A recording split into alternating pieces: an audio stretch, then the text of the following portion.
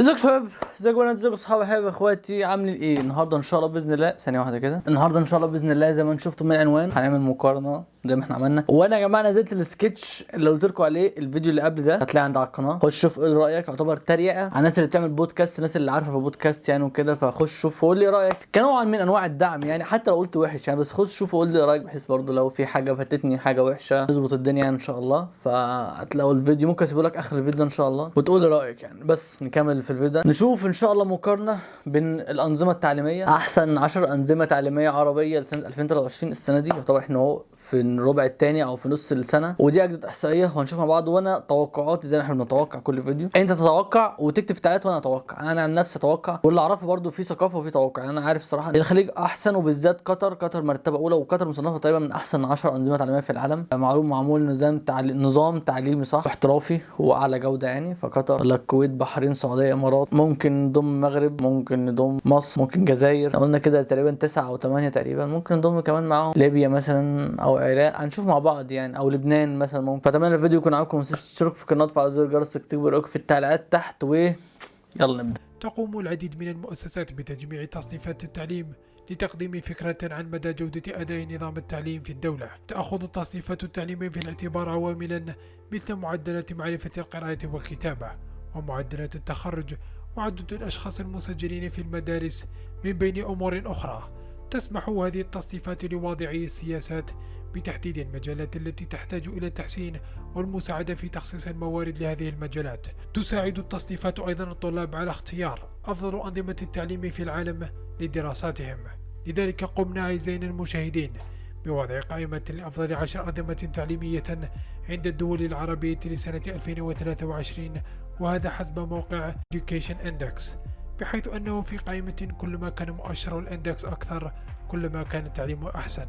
لذلك متابعينا، قبل بداية الفيديو لا تنسوا الضغط على زر الإعجاب، فنحاول إيصال الفيديو ل10,000 إعجاب. وبدون إطالة دعونا نبدأ الفيديو. في المركز العاشر تأتي المغرب ب0.62 من مؤشر الإندكس. حقق المغرب إنجازات كبيرة في نظام التعليم على مر السنين، مع التزام قوي بتحسين الوصول والجودة والشمولية. نفذت الحكومة إصلاحات ومبادرات لتعزيز النتائج التعليمية وضمان حصول جميع المواطنين على فرص متكافئة لاكتساب المعرفة والمهارات، مع التركيز على توسيع نطاق الوصول وتحسين الجودة. زادت الدولة معدلات الالتحاق على جميع المستويات، بما في ذلك التعليم الابتدائي والثانوي والعالي. ساهم الالتزام المغرب بالتعليم ثنائي اللغة العربية والفرنسية وبرامج التدريب المهني في تزويد الطلاب بالمهارات اللازمة للتوظيف. في المركز التاسع تأتي مصر بمؤشر إندكس 0.64. تتمتع مصر بتاريخ تعليمي غني، وهي موطن لبعض أقدم الجامعات في العالم. تواصل الدولة إعطاء الأولوية للتعليم مع التركيز على تعليم العلوم والتكنولوجيا والهندسة والرياضيات. جامعة القاهرة وجامعة الإسكندرية من المؤسسات المعروفة التي تساهم في التقدم التعليمي في مصر. في المركز الثامن تأتي تونس ب0.65. يتميز النظام التعليمي في تونس بتركيزه على إمكانية الوصول والمساواة بين الجنسين.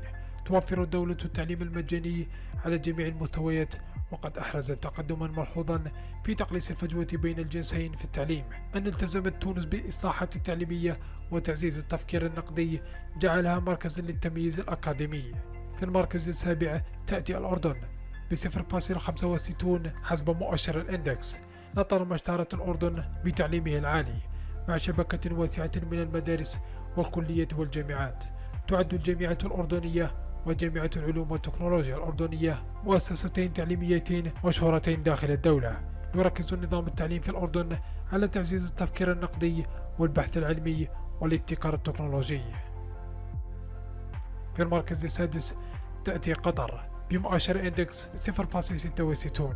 تولي قطر أهمية كبيرة للتعليم، وقد قامت باستثمارات كبيرة في بناء نظام تعليمي قوي أدى التزام الدولة بالبحث والتطوير، إلى جانب تركيزها على شركات دولية، إلى إنشاء جامعات ومراكز بحث مشهورة. المدينة التعليمية في قطر مركز المؤسسات التعليمية الرائدة، هي شهادة على التزامها بالتميز. في المركز الخامس تأتي الجزائر ب0.67.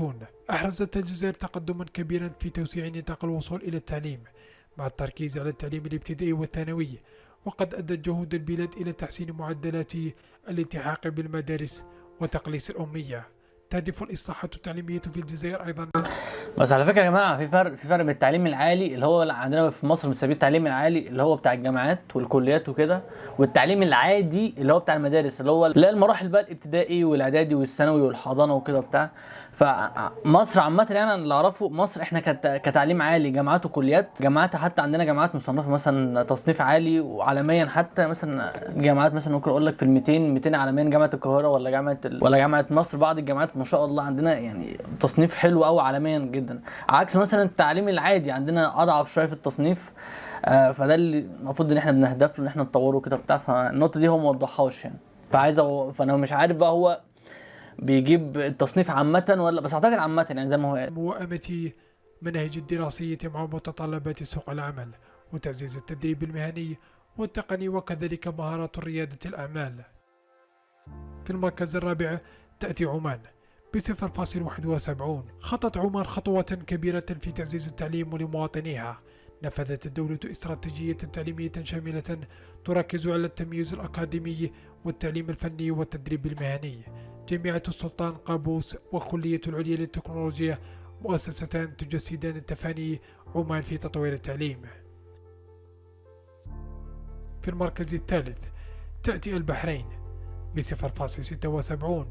حققت البحرين تقدما ملحوظا في مجال التعليم، حيث رسخت مكانتها كمركز تعليمي في المنطقة العربية. تفتخر البلاد بوجود جامعات عالمية مثل جامعة البحرين وجامعة الخليج العربي.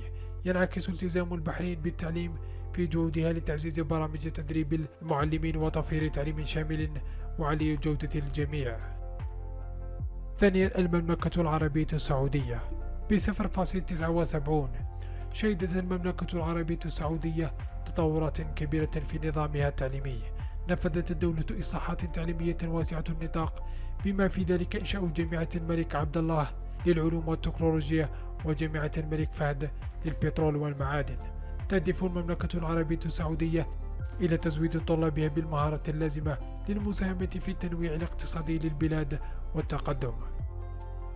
خيرا في المركز الأول تأتي الإمارات العربية المتحدة ب0.81. خطت الدولة الإمارات خطوات ملحوظة في مجال التعليم مع التركيز على التحديث والابتكار. تأكيدا على التعليم العالي الجودة، أنشأت الدولة الإمارات العربية المتحدة مؤسسة مرموقة بما في ذلك جامعة الإمارات العربية المتحدة والجامعة الأمريكية في الشارقة. تستثمر الدولة أيضا بكثافة في البحث والتطوير وتجذب الطلاب والعلماء الموهوبين من جميع أنحاء العالم. متابعينا لقد وصلنا إلى نهاية الفيديو.